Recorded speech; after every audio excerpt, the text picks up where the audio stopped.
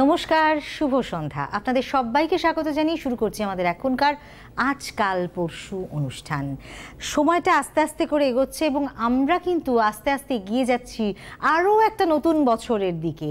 এবং এই যে নতুন বছর, মানে গত বছরটা কেমন কাটলো বা 2023 কেমন কাটলো, অনেকেই হয়তো বলবেন যে মোটামুটি কাটলো, অনেকেই হয়তো বলবেন যে না আমার সেরকম ভালো কাটেনি।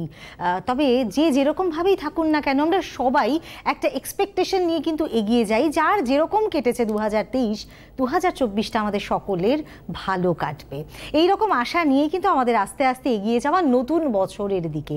আর এখনকার অনুষ্ঠান অর্থাৎ আজকাল পরশুর এই অনুষ্ঠানের মাধ্যমে আপনারা অবশ্যই যে যে রাশির জাতক জাতিকা হন না কেন জানতে পারবেন যে আপনাদের আগামী বছরটা কেমন যেতে চলেছে। এবং এই যে একটু প্রেডিকশন আমরা যদি জানতে পারি যে আমাদের আগামী বছরটা কেমন যেতে চলেছে, তাহলে বোধহয় নিজেকে একটুখানি কন্ট্রোল করা সম্ভবপর হয়। মানে যদি আমাদের সেরকম প্রতিবন্ধকতা থাকে, ডেফিনেটলি কোনো পরামর্শ কিন্তু আমরা নিতেই পারি।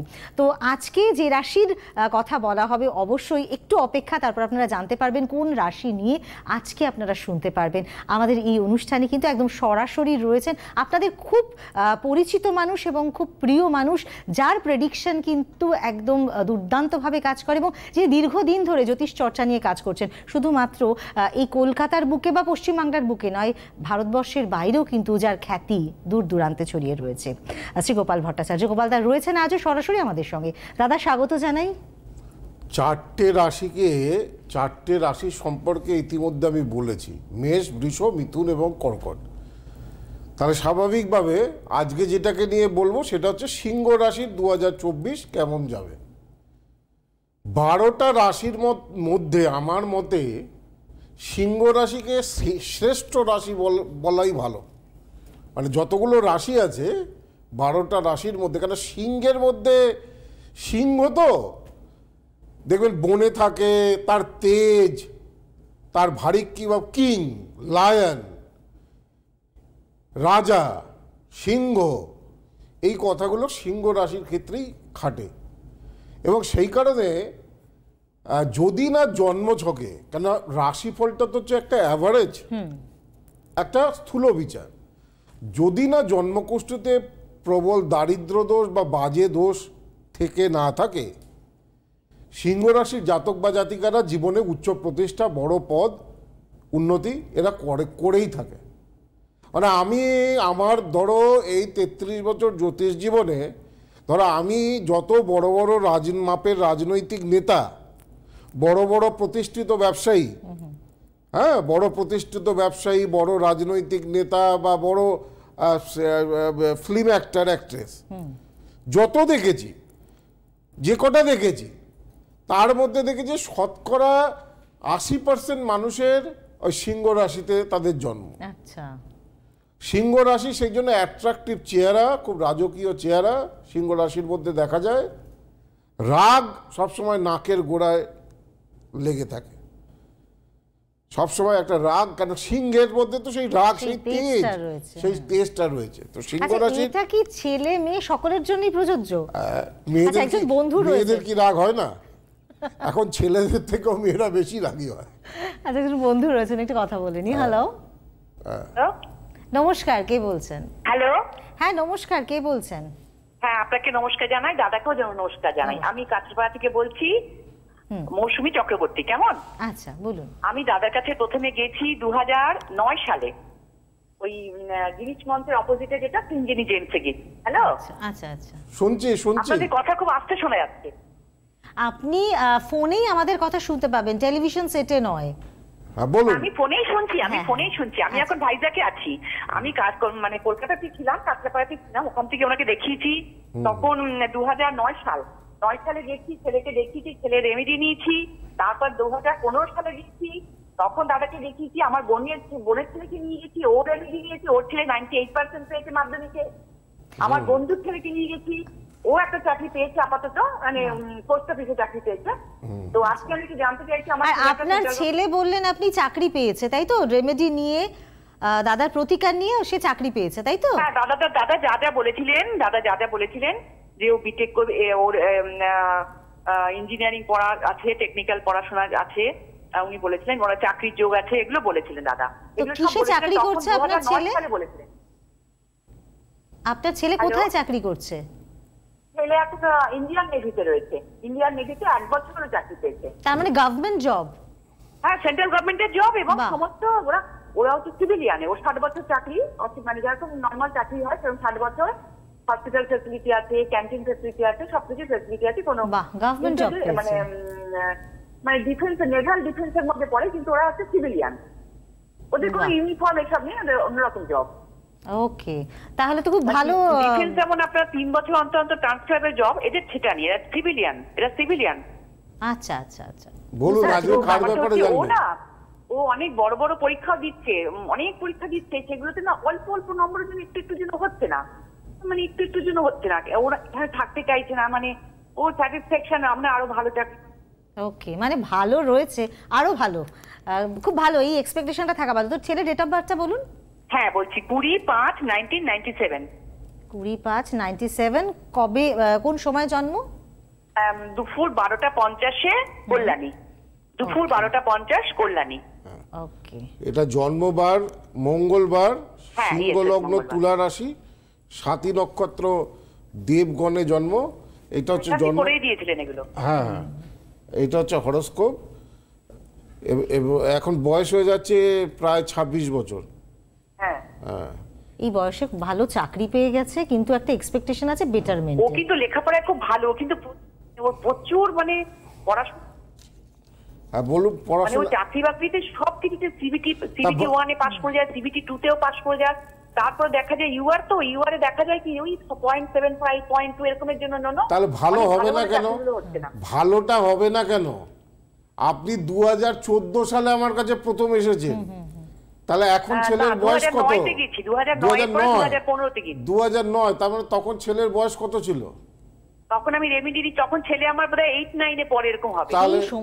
সেই সময় থেকে দেখাচ্ছেন ঠিকঠাক গাইডে চলছে, ঠিকঠাক প্রতিকার আছে, ছেলের ভালো হচ্ছে। যাই হোক, আমি একটু বলে দিই, এর বিয়ে নিয়েও তো একটা সমস্যা রয়েছে, কারণ বিয়েটাও তো দেবেন।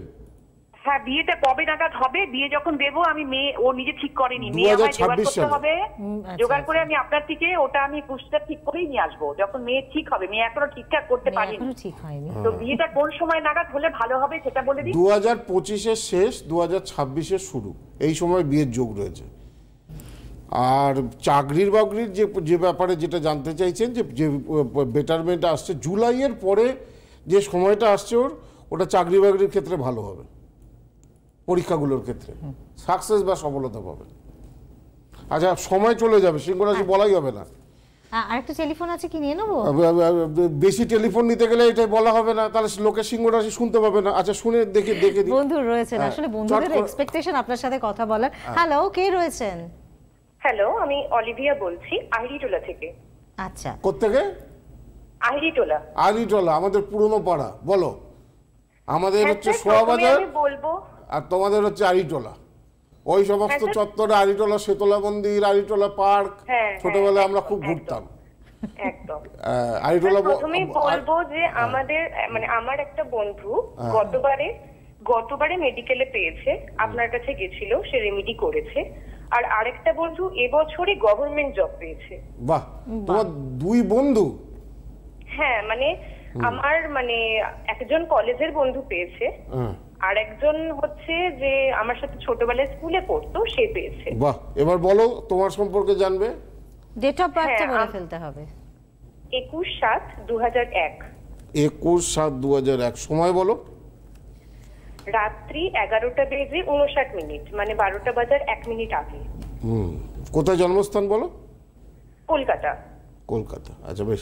তোমার এখানে যেটা জন্মছক দেখাচ্ছে, এটা শনিবার ছিল, কেমন? হ্যাঁ, শনিবার। মেষ লগ্ন, কর্কট রাশি, অশ্লেষা নক্ষত্র, দেবাড়িগণ বা রাক্ষসগণ, এটা হচ্ছে হরোস্কোপ। অশ্লেষা নক্ষত্র মানে একটু চাপা। হ্যাঁ, অশ্লেষা নক্ষত্র খুব মানে নিজের কথা খুব সহজে কাউকে বলতে পারে না। না না, বলিও না। হ্যাঁ, লগ্ন ভরণী, রবি পুষ্যা, বুধ আদ্রা, শুক্র মৃগশিরায় ভালো চাকরি দেয়, আয় উন্নতি জীবনে খুব ভালো হয়। মঙ্গল জ্যেষ্ঠা নক্ষত্র আছে। যাই হোক, এইটা হচ্ছে হরোস্কোপ। লগ্নে কোনো গ্রহ নেই। দ্বিতীয় স্থানে অর্থস্থানে শুক্র শনি, আর্থিক ভাগ্য ভালো হবে। দ্বিতীয় বুধ বৃহস্পতি, তৃতীয় বুধ বৃহস্পতি, চতুর্থে রবি। সায়েন্স নিয়ে পড়েছো? হ্যাঁ স্যার, হ্যাঁ সায়েন্স নিয়ে। Technical line? হ্যাঁ হ্যাঁ হ্যাঁ, টেকনিক্যাল লাইন। হ্যাঁ, কি জানতে চাইছো চাকরি বাকরি নিয়ে? হ্যাঁ হ্যাঁ, চাকরিটা। হ্যাঁ, তো চাকরি ভালো চাকরির যোগ রয়েছে, ঠিক আছে? আচ্ছা স্যার, আচ্ছা স্যার। হ্যাঁ, তোমার এখন বয়স কত হচ্ছে? 21? না না না স্যার, 22। 24-এর পর থেকে তোমার লাইফে খুব ভালো টাইম। কিন্তু তোমার একটা ব্যাপার মাথায় রাখতে হবে, তোমার অষ্টম স্থানে মঙ্গল আছে, লগ্নের অষ্টমে মঙ্গল মাঙ্গলিক দোষ তৈরি করেছে। দেখবে মাঝে মাঝে তোমার কেটে যাওয়া, ছড়ে যাওয়া, এগুলোর প্রবণতা খুব বেশি। হ্যাঁ স্যার, হ্যাঁ হয়, মানে নখ উঠে যায় হঠাৎ করে। হ্যাঁ, ওই তো বললাম, হঠাৎ করেই কেটে গেল, পড়ে গেলাম, এরকম হয়। হ্যাঁ, তো নিজের পছন্দের বিয়ে হবে, কিন্তু মাঙ্গলিকটাকে ঠিক করতে হবে। আর চাকরি বাকরি ভালো হবে, জীবনে আর্থিক ভাগ্য ভালো হবে। 24-এর পর থেকে তোমার গুড টাইম বা গোল্ডেন টাইম স্টার্ট হবে, ঠিক আছে?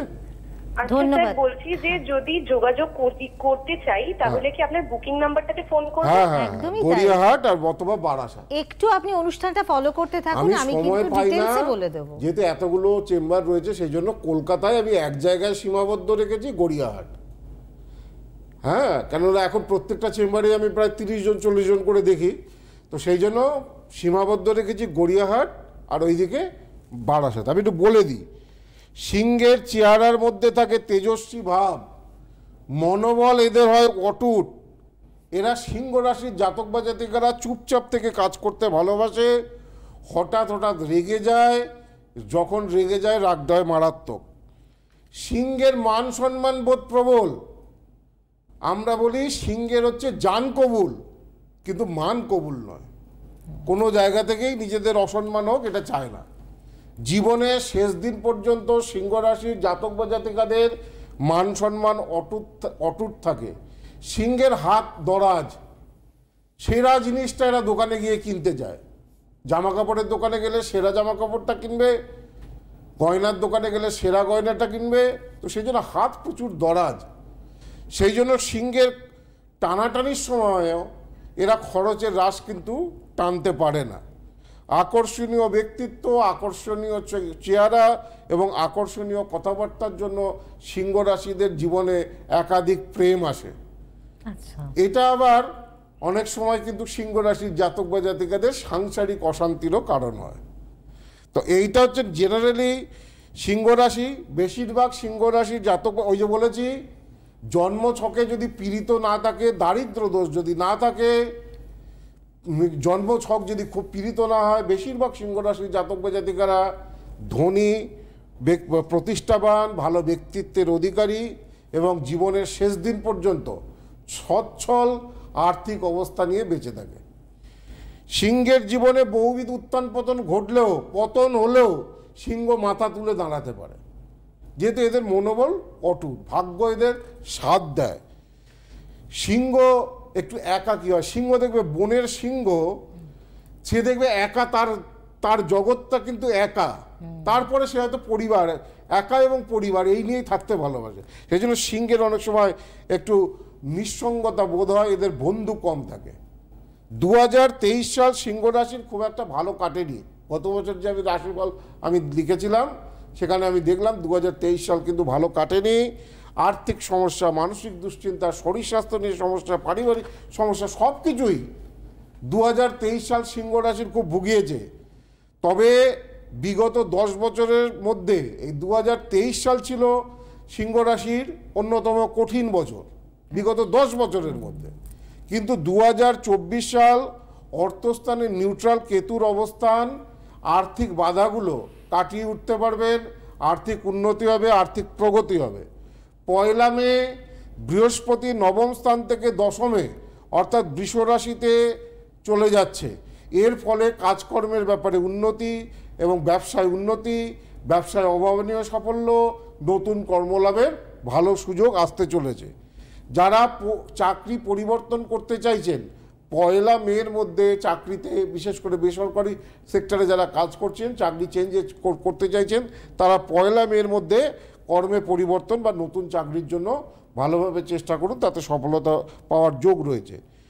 বহু সিংহ রাশির জাতক বা জাতিকাদের এবারে, যেহেতু এবারে কেন বলছি সিংহ রাশির চাকরির ব্যাপারটা, নবমপতি দশমে যাচ্ছে, সেজন্য সরকারি চাকরির পাওয়ার সম্ভাবনাও 2024 সালে সিংহ রাশির জাতক বা জাতিকাদের মধ্যে অনেক বেশি। ব্যবসায়ীদের জুলাইয়ের পর থেকে অত্যন্ত ভালো সময়, আয় উন্নতি বাড়বে, ঋণ পরিশোধ হবে।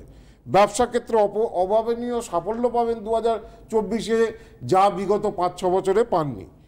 তবে সিংহ রাশি যেহেতু হাত দরাজ, সবসময় সেরা জিনিসটা কেনার চেষ্টা করে, তাই বুঝে শুনে খরচের রাশ কিন্তু টানতে হবে।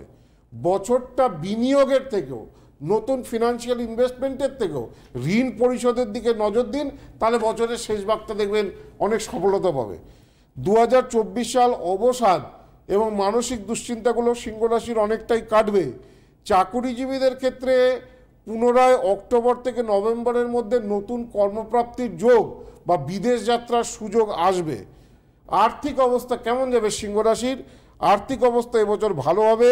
মার্চ থেকে জুনের মধ্যে খালি মনে রাখতে হবে কোনো বড় লগ্নি ইনভেস্টমেন্ট বা শেয়ার মার্কেট সিংহ রাশি জাতক বা জাতিকাদের করা উচিত নয়। নচেত এই কী বলে মার্চ থেকে জুনের মধ্যে অর্থ ইনভেস্ট করলে বড় ক্ষতি সম্মুখীন হতে পারেন।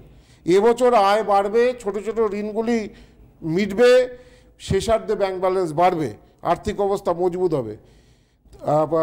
প্রেম এবং বিবাহ 2024 সাল সিংহ রাশির কেমন যাবে? ষষ্ঠপতি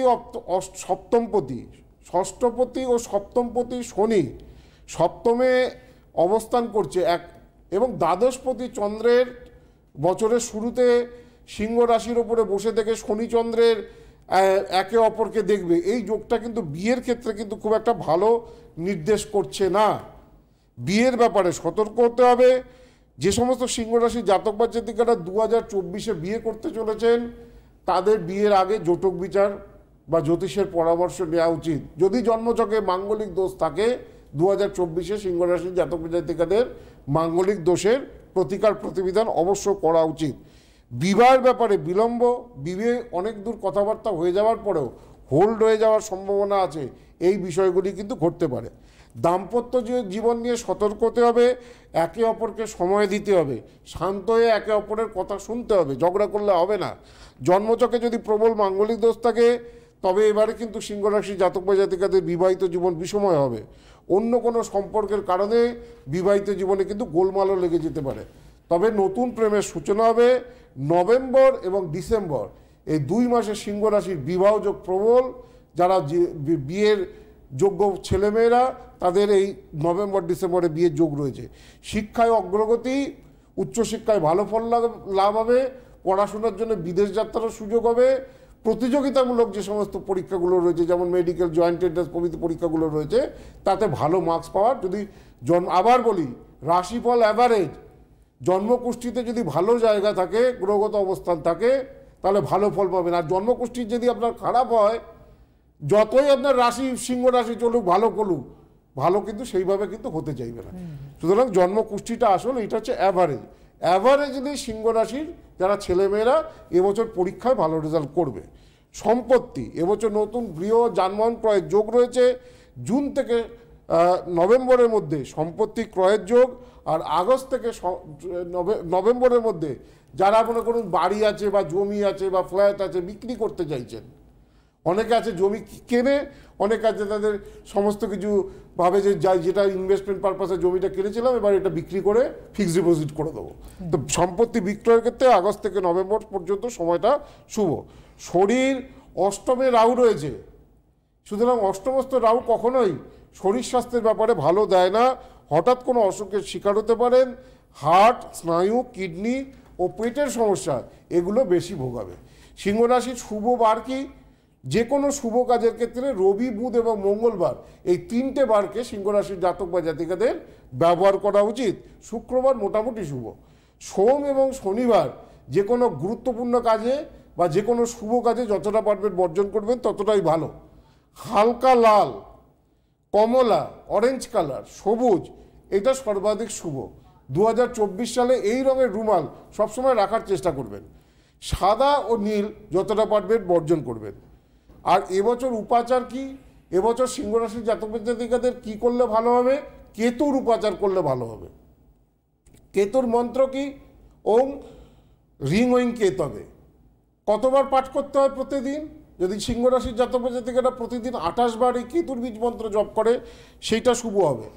হয় শিব মন্দিরে কোনো ছোট রূপোর সাপ দান করুন, বা নিজের বাড়িতে যদি ছোট শিবলিঙ্গ থাকে তার জন্য একটা ছোট রূপোর সাপ করে দিন।